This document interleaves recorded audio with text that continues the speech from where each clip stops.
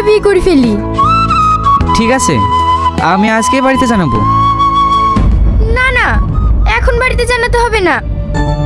আমি আমার পরিবারের জন্য টাকা রোজগার করে তারপর তোমাদের বাড়ি যাব। এখন আমরা গোপনে বিয়ে করে রাখবো। কিন্তু গোপনে বিয়ে করা কি ঠিক হবে?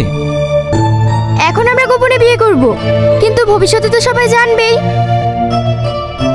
কি এত ভাবছো বলো তো? বিয়ে করবা? হ্যাঁ, করব। বলো মা, দেন মোহর কত লিখবো? 25 লক্ষ। কি গো সালমা, এত টাকা দিয়ে মোর কেন লিখছো? লিখছে তো কি হয়েছে, তোমাকে দিতে হবে নাকি? আমার উপর বিশ্বাস নাই? আছে তো। নাও, এখানে সই করো।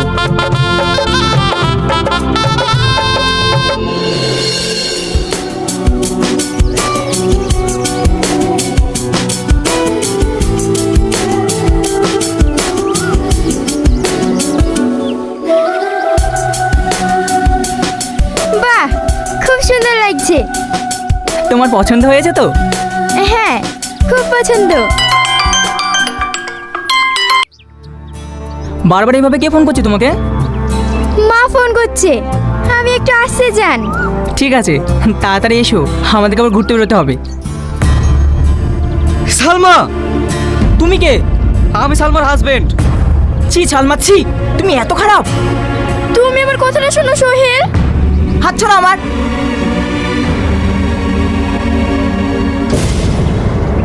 কি দরকার ছিল তোমার আসার?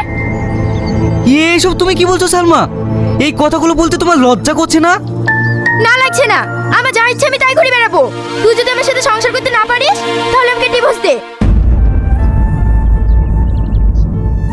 সেদিন রেস্টুরেন্টে অপমান করেছিল, আমার খারাপ লাগেনি, তোর উপরে মায়া লেগেছিল। আজ দেখলি ওর আসল রূপ? আসল রূপ মানে? হ্যাঁ, এটাই ওর আসল কাজ, ছেলেদেরকে ঠকানো আর তাদের কাছ থেকে মোটা টাকা আদায় করা। এই নিন, এখানে সই করলেই আপনাদের ডিভোর্স হয়ে যাবে।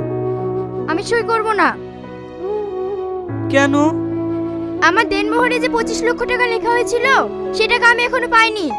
দেনমোহর মানে? ওই টাকা না দেওয়া পর্যন্ত আমি ডিভোর্স দেব না। এইসব তুমি কি বলছো সালমা? আমি ঠিকই বলছি। যদি টাকা না দিতে পারো তাহলে তুমি আমাকে ঠকিয়ে বিয়ে করেছো বলে তোমার নামে আমি রেপ কেস করব।